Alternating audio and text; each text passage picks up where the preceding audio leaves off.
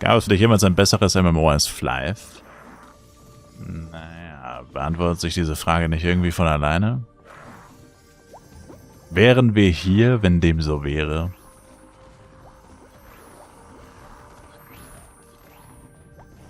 No. Spoiler? No. Es gibt ein paar MMOs, die ich grundsätzlich interessant finde. Die habe ich aber auch alle angespielt und irgendwie hat es dann trotzdem nicht Klick gemacht. Wo ich sie wahrscheinlich wieder spielen würde. Beziehungsweise nochmal ausprobieren würde in der Zukunft vielleicht irgendwann. Eines fernen Tages. Falls sie bis dahin noch existieren. Aber eins wird bis dahin ganz sicher nicht mehr existieren. Eins wäre nämlich New World. Ich fand, das hat sich so angefühlt wie Skyrim, so ähnlich. Und Skyrim ist ein hammergeiles Game. Und ich fand, New World hatte ein bisschen was davon. Bisschen. Genug, dass ich es zumindest 100 Stunden gespielt habe oder so. Was ziemlich wenig ist, oder hört sich ziemlich wenig an. Aber ich habe ja nie Zeit für irgendwas anderes, deswegen ist 100 Stunden eigentlich schon ziemlich viel. Hab's auch einige Male gestreamt, als es released wurde. Aber das Problem ist, als ich aktiv andere MMOs angespielt habe, auch schon 1000-mal erzählt, irgendwie habe ich immer doch Flive gesucht, sozusagen. Oder jetzt nicht direkt Flive. Also ich habe eigentlich nie wirklich gesagt, ich will ein Spiel, das wie Flive ist. Aber ohne dass es mir bewusst war, wollte ich es aber. Also ich habe nicht bewusst gesagt, ich suche ein Spiel wie Flive. Und dann kommen wir alle mit, oh, dann Nostale oder dann Fiesta oder was weiß ich, was für ein Scheiß. Ich habe eigentlich alles Mögliche angespielt. Aber letztendlich war es irgendwie immer so, ja, ist ganz nett für ein paar Stunden.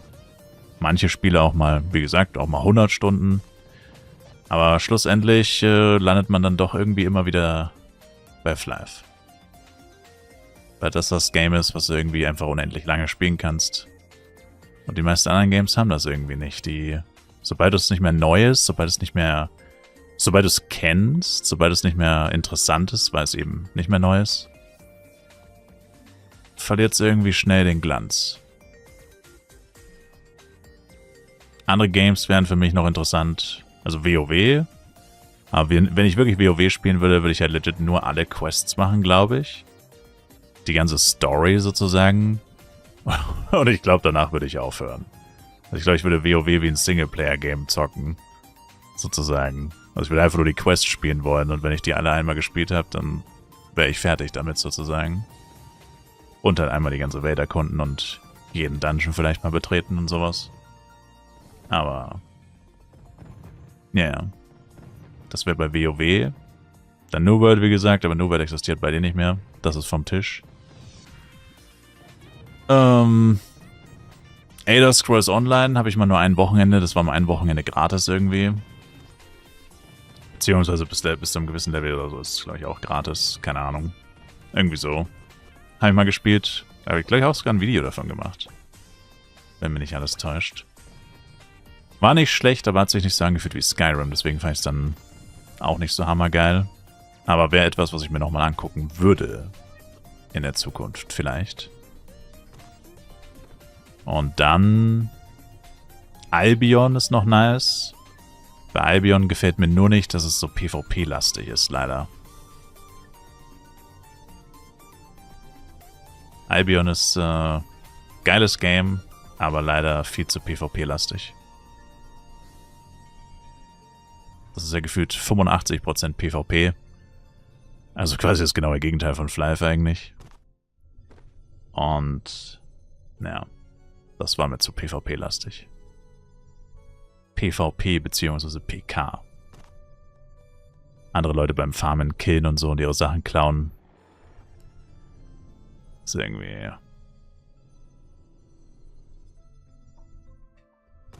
nicht so nice gewesen. Man vergleicht schnell. Ja, aber wie gesagt, also ich nicht bewusst eigentlich. Das wäre doch mal eine Videoidee. Für eine Videoreihe MMOs anzocken und mit Fly vergleichen. Aber ich weiß nicht, ob das so eine gute Idee wäre.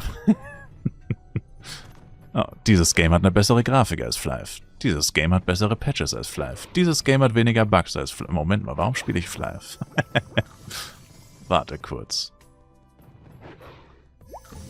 Auf einer Flyf-Skala von 1 bis 10 hat dieses Game eine 326 erzielt. Ich spiele trotzdem weiter Flyf. Bruh. Not sure about that.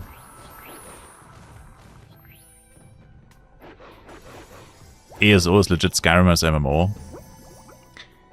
Also es ist schon sehr lange her, das ist safe 8 Jahre her, 9 Jahre. Aber ich meine mich zu erinnern, dass ich es nicht so empfunden habe. Aber das ist schon sehr lange her, ich erinnere mich kaum noch daran. Das müsste 2018, 2019 oder 2017 sogar gewesen sein, das ist sehr lange her. Sehr lange. Wüsste ich jetzt gar nicht mehr, was mich gestört hat. Irgendwas war auf jeden Fall, was ich nicht so cool fand. Aber könnte jetzt nicht mehr genau sagen, was zu lange her ist. Genau. Ja, aber was ich auch schon oft gesagt habe, ist halt bei MMOs irgendwie, es kommt halt auch irgendwie nichts mehr. Der MMO-Markt ist irgendwie tot. Also ich finde, man hört nur von MMOs, die niemals released werden. So Riot MMO wird wahrscheinlich niemals released und wenn dann erst in 2000 Jahren.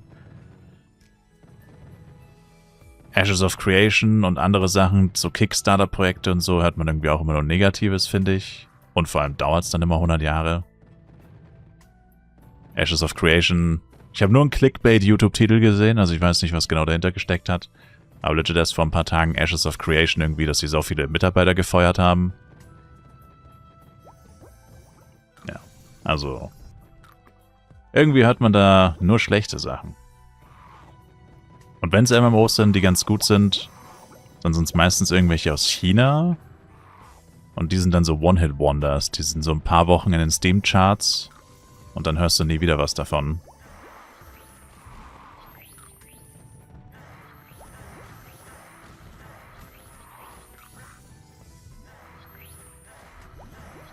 Und die, ich weiß nicht mehr, wie das letzte hieß, irgendwas mit Swords, glaube ich. Finde ich dann meistens auch gar nicht so interessant. Die sehen dann irgendwie auch nicht so wirklich aus wie das, was ich spielen würde. Ion 2. Das meinte ich nicht, aber das ist auch rausgekommen, oder was? Gar nicht mitbekommen. Ja, sehe ich komisch. Also eigentlich verfolge ich schon aktiv so den Markt. Aber irgendwie MMOs kriege ich nie mit, wenn da was released wird. Selten.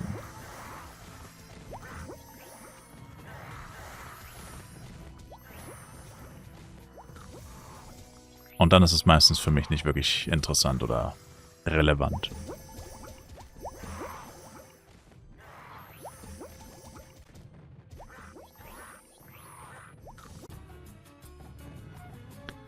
Irgendwann kam Himmelsrand ja sogar als DLC mit einigen Städten und Orten aus Skyrim, nur in einer anderen Zeit, würde es sich selbst nochmal lohnen reinzuschauen. Ja, wenn ich es ranken müsste, was ich spielen würde, wenn es Flyf nicht gäbe, dann wäre es wahrscheinlich Elder Scrolls Online probably auf die 1. Dann wahrscheinlich New World auf die 2, aber wie gesagt, das wird bis dahin, falls das jemals passieren sollte, lange offline sein. Das geht ja dieses Jahr, glaube ich, sogar noch offline. Ja. Ja, actually, eigentlich nur Elder Scrolls Online, weil WoW weiß ich schon, dass ich es langfristig nicht spielen würde, wahrscheinlich. Und wie gesagt, Albion zu viel PvP. Würde ich auch langfristig definitiv nicht spielen. Wäre für mich, wenn überhaupt, nur ein Side-Game, wo man ab und zu mal reinschaut. Ja, naja, es ist echt crazy eigentlich. Das ist da... Ich meine, zugegebenermaßen, wie gesagt, ich habe jetzt lange auch keine MMOs mehr angespielt. Also es gibt vielleicht ein paar, von denen man jetzt noch nicht so wirklich gehört hat, weil sie jetzt nicht so riesig sind. Ich meine, Games mit einer ungefähr ähnlichen Spielerbase wie Flyf, also so in den höheren Tausendern bis Peak Zehntausendern, wenn FEC ist zum Beispiel. Davon gibt es wahrscheinlich doch noch einige MMOs und vielleicht auch sogar einige, die noch gar nicht so alt sind, die so maximal 5 bis 10 Jahre alt sind. Oder sogar nur 1 oder 2 Jahre alt. Aber du musst halt aktiv danach suchen, weil die gehen halt nicht viral. Ich meine, Flive merkst du ja jeden Tag. Kein Mensch kennt Flive heutzutage mehr. Also, wenn du rausgehst aus der Flive-Bubble sozusagen, dann kennt kein Mensch Flive. TBH. Und so ist es ja bei anderen Games auch. Du hast halt die Community und sobald du die verlässt, kennt es kein Mensch. Da gibt es wahrscheinlich schon noch einige MMOs, die ich gar nicht kenne, wo ich gar nicht weiß, ob sie vielleicht was wären.